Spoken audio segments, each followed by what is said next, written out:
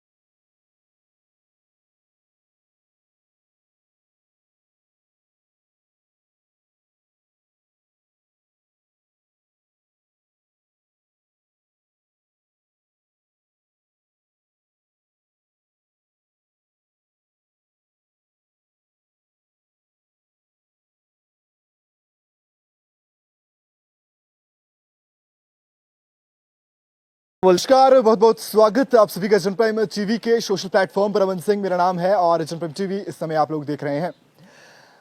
जिस शख्स के साथ हम लोग जुड़ने जा रहे हैं, परिचय के मोहताज वो नहीं है, जाने माने अभिनेता है और फिल्म जगत में एक अनूठा जो इनका किरदार रहता है मेरे साथ बिल्कुल जुड़ने जा रहे हैं इस समय राज जोशी जी।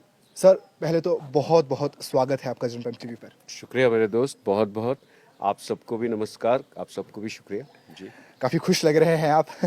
हाँ, मेरी कोशिश रही रहती है जीवन में, देखो पहाड़ में हैं, पीछे हिमालय हैं, हवा चल रही है, पेड़ बतेरे हैं, तो टेंशन किस बात की। और मैं जीवन में कोशिश करता हूँ कि जितना जल्दी मैं सुखी हो सकूँ किसी भी एनवायरनमेंट में। मेरी कोशिश ये रहती है कि यार ज़िंदगी को ना ऐसे बोझ की तरह मत जियो। देवी की कृपा है, भगवान की कृपा है कि आपको कलाकार बना दिया। आपका जीवन हंसते खेलते नाचते, झूठा गुस्सा करते, ये सब चीज़ों में निकल गया है, खेल में निकल गया है। तो जब आपका जीवन खेल में निकला है, और खेल तो हमें मालूम है, हम जब बच्चे थे कितना आनंदमय होता है खेल। जी। तो प्रभु की अब जब इतनी कृपा है तो फिर हम खुश ही रहते हैं। आपके अगर फिल्म जगत की अगर उसकी बात कर ली जाए तो काफ़ी स्ट्रगल आपने किया, काफ़ी रोल्स, काफ़ी अच्छे रोल्स जो हैं आपके द्वारा देखे गए। किस तरह से आप अपनी पूरी जर्नी को देखते हैं? अभी तक जो है आप बिल्कुल अभी भी आप जो है फील्ड में देखने को मिलते हैं। किस तरह से अपनी पूरी लाइफ को आप देखते हैं, इसके बारे में थोड़ी जानकारी। देखिए, ये सबसे पहले तो मैं देवी का शुक्रिया अदा करता हूँ कि हमें कलाकार बनाया। और मैं शुरू से, बचपन से मेरी चाहत ये नहीं थी कि मैं कलाकार बनूं। मैं उस टाइप का कलाकार नहीं हूँ। जैसे हमारे गुरु हैं, जैसे और कलाकार हैं, उनकी बचपन से एक ख्वाहिश थी कि वो कलाकार बनेंगे। मेरी मेरी ये तमन्ना थी कि मैं थिएटर के साथ वाबस्ता और जुड़ा रहूँगा आजीवन, लेकिन मैं प्रोफेशनल एक्टर बनूंगा ये तो दूर दूर तक मुझे इल्म नहीं था और मेरी ख्वाहिश भी नहीं थी। मेरे माँ बाप ने मुझे अच्छे खासे स्कूल वूल में भेजा ये सोच के कि भाई पढ़ लिख के आएगा तो कुछ नौकरी पेशा करेगा, अच्छा करेगा। लेकिन अब डेस्टिनी कुछ और ही मुझे किसी और तरफ ले जा रही थी। और इसने इस दिशा में आने की मदद कैसे हुई कि मैं बचपन से ही 6-7 साल की उम्र से ही मैं स्टेज पे आने लगा, कविता बोलने, ये करने, वो करने, नाटक करने, लड़की बनने। मैं बहुत लड़की बना हूँ। बचपन में मेरे गल्लू लाल होते थे, सब में लाल लाल होता था। मैं कश्मीरी बच्चा हूँ तो खैर वो सब तो था। और मुझे फ़ौरन लड़की बना दिया जाता था, जो आज मुझे, जब से मैं बड़ा हुआ, मुझे उस चीज़ ने एक तो ये नॉलेज दी कि मर्द हो लेकिन एक फेमिनिन साइड है तुम्हारा। और हम क्योंकि फेमिनिन हमने रोल्स भी किए, इसलिए वो बहुत इजीली पुख्ता हो गई बात कि एक फेमिनिन साइड है, उसको हमने बचपन से एक्सप्लोर किया। मुझे बचपन से रोने में कोई झिझक नहीं है। कहते हैं मेन डोंट क्राई, मैं तो बहुत रोता हूँ। मैं पिक्चर देखता हूँ, मैं रो पड़ता हूँ। मैं देखता हूँ क्यूबा के अंदर कोई माइन के अंदर लोग फंस गए, मैं रो पड़ता हूँ। बॉम्बे में बैठे बैठे, मुंबई में बैठे बैठे, मैं उस टाइप का हूँ। तो मतलब कहीं भी दुख होता है तो हम उसको फील करते हैं। और शायद वही एक कारण है कि हम आर्टिस्ट हैं जिसका काम ये है कि दुनिया की पीड़ा को हरना तो उतना तो हमारी क्षमता नहीं है, लेकिन पीड़ा को समझना, उनकी जो पीड़ा है उसको एक बढ़िया एक रियलिस्टिक तरीके से पर्दे पे लेके आना, तो ये हमारी जद्दोजहद रहती है। और जैसा मैंने कहा कि जर्नी जो है वो शुरू से प्रभु की कृपा रही। और हमारी जो पहली फिल्म थी जो रिलीज़ हुई इन अ बिग वे, क़यामत से क़यामत तक, जिसमें आमिर खान साहब का जन्म हुआ as a superstar, Juhi Chawla ji. But apart from these two we were also appreciated. हमारी फिल्म इतनी ज़्यादा हिंदुस्तान ने सराही और लोगों ने उस फिल्म को इतना प्रेम किया कि आज मुझे लोग मिलते हैं जो कहते हैं कि हमने 30-30, 40-40 दफ़े आपकी फिल्म देखी है। और वो हमें बहुत विनम्र कर देती है कि यार हम काम करते हैं और लोग उसको देखते हैं, इतने प्यार मोहब्बत पसंद करते हैं, बात कर ली जाए तो हम सभी जो है फिल्म जगत से जुड़े हुए हैं। एक बच्चा जब बड़ा होता है तो बड़े पर्दे पर अपने आप को देखने की कोशिश करता है और वो एक उसकी एक ख्वाहिश होती है कि मैं बड़े पर्दे पर जाऊं। तो बचपन में एक ऐसी ख्वाहिश थी कि मुझे बड़े पर्दे पर लोग देखेंगे और एक मंच से जब मैं हाथ खड़ा करूंगा और सभी लोग तालियां बजाएंगे, कुछ ऐसा? नहीं, ऐसा एम कुछ क्या नहीं था था बचपन में? यार। बचपन में तो बड़ा नॉर्मल सा एम था। मैं तो नॉर्मल घर का हूँ, पापा मेरे हिंदुस्तान पेट्रोलियम में काम करते थे। हमारा बड़ा नॉर्मल मिडिल क्लास टाइप का जीवन है रहा है। लेकिन मुझे विरासत में अदब, लिटरेचर, पोएट्री, ये सब बहुत ही एक आसानी से मेरे घर के माहौल में मुझे मिल गया।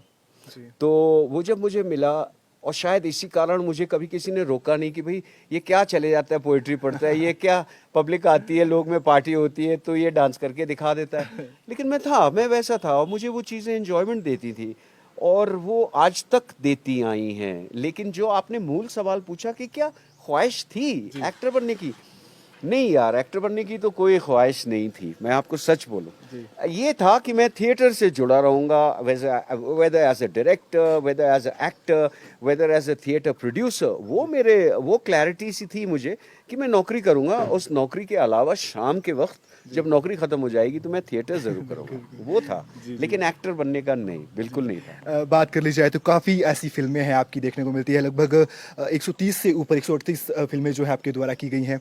कई फिल्मों में एक नेगेटिव किरदार को लेकर के जो है आपको काफ़ी लोग जो है पसंद करते हैं। आपकी खुद की क्या रहती है पसंद की, मैं नेगेटिव किरदार करना चाहता हूँ या फिर एक हीरो के किरदार, आपकी क्या चीज़ रहती है? मज़ा किस रोल में आता है करने देखिए, मज़ा तो हमें दोनों रोल में आता है। जो मज़ा है ना, मज़ा तो हम खींचते हैं।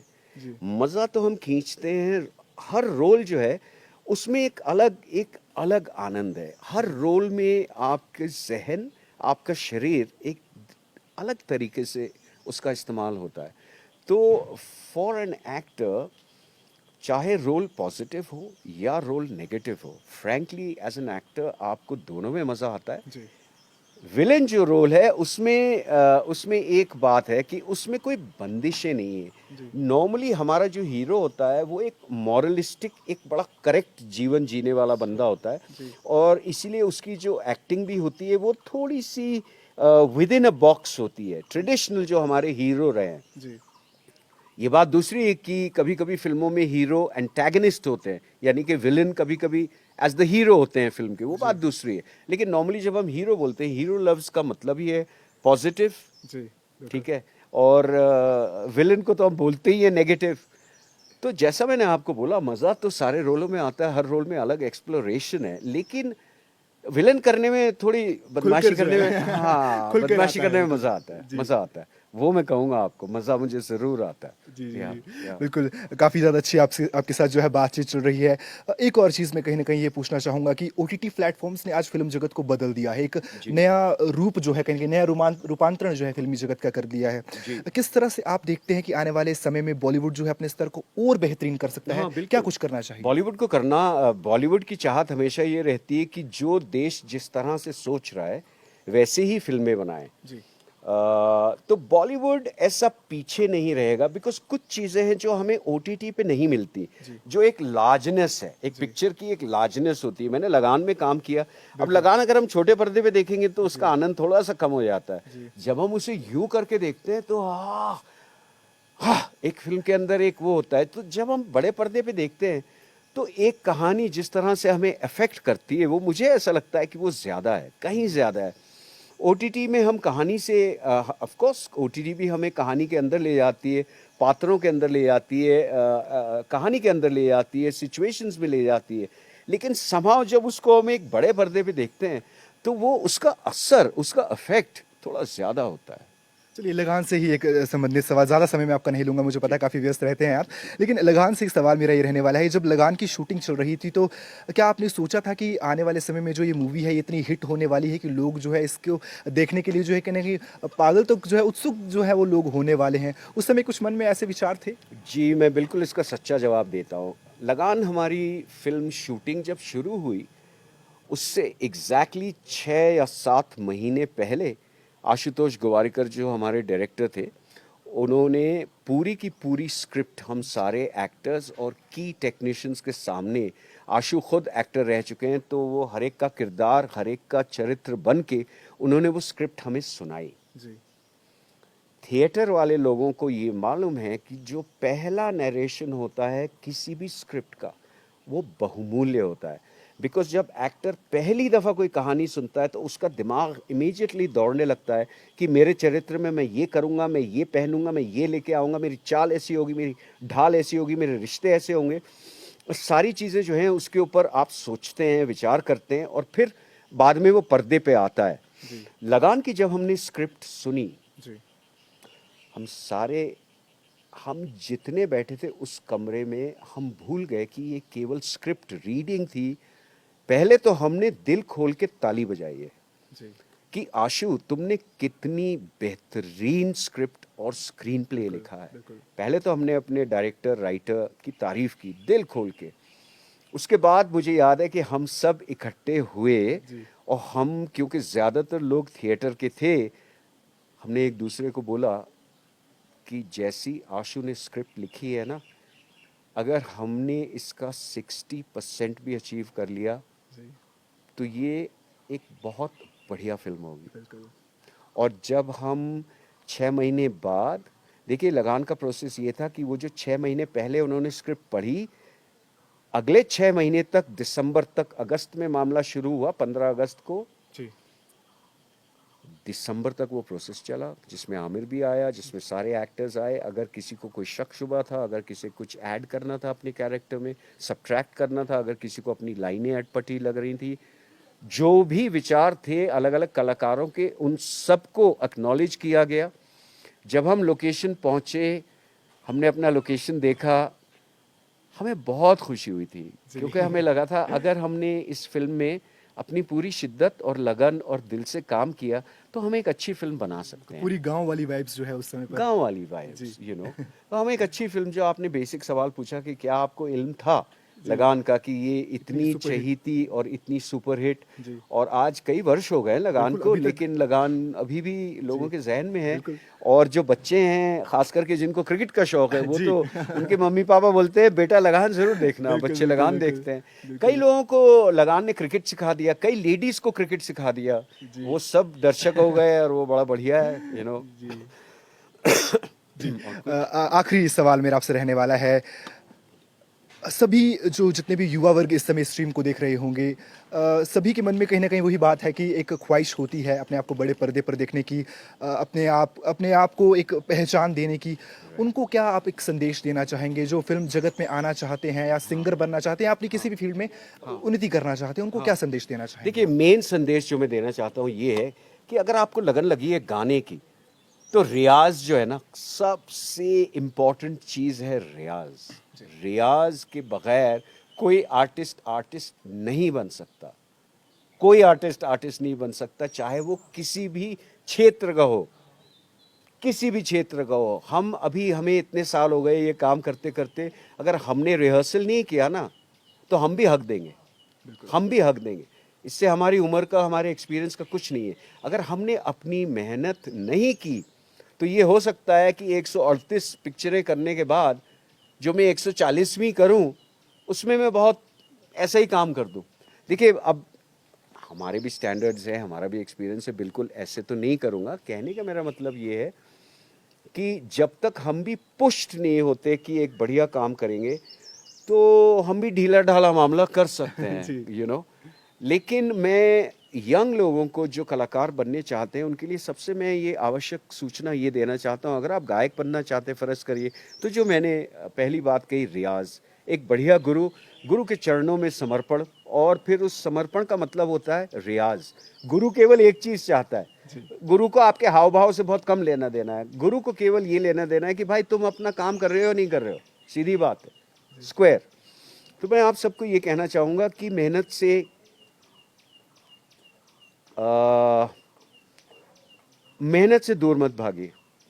हमारी फील्ड में अगर आप घुसना चाहते हैं, अगर आप कलाकार बनना चाहते हैं, तो आप थिएटर से प्रेम करिए, नाटक से प्रेम करिए, डांस से प्रेम करिए, अपने बॉडी के ऊपर काम करिए, अपनी आवाज़ के ऊपर काम करिए। और नाटक में जब आप काम करेंगे तो आपको एक इंस्टीट्यूट जितना एक्सपीरियंस आपको नाटक से मिल सकता है।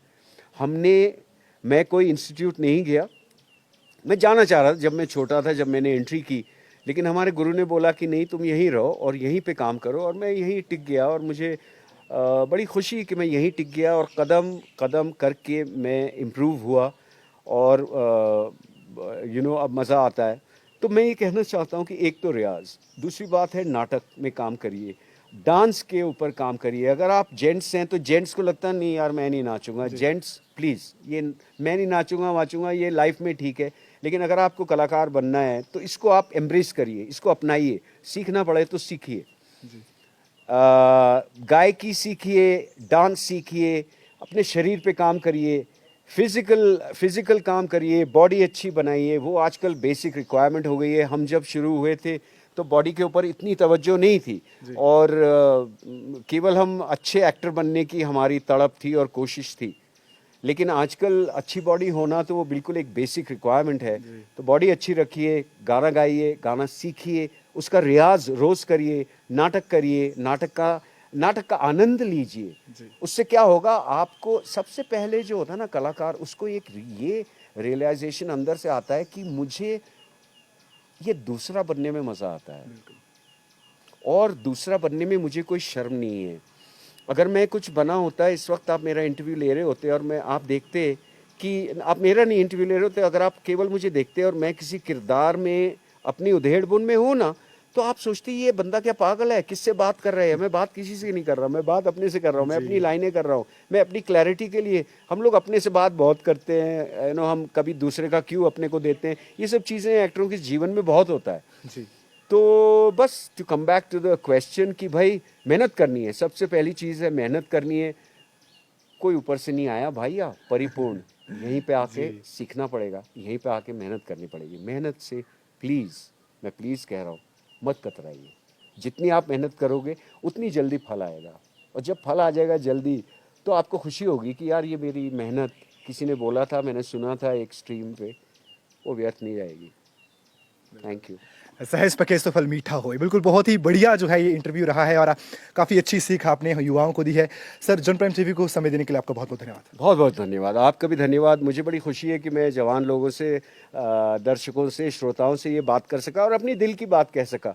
हमारी कोशिश ये होती है कि लोग जब हमारा कोई इंटरव्यू वगैरह देखें तो उनको एक ये भी सेंस आए कि ये बंदा कैसा है, अंदर से कैसा है।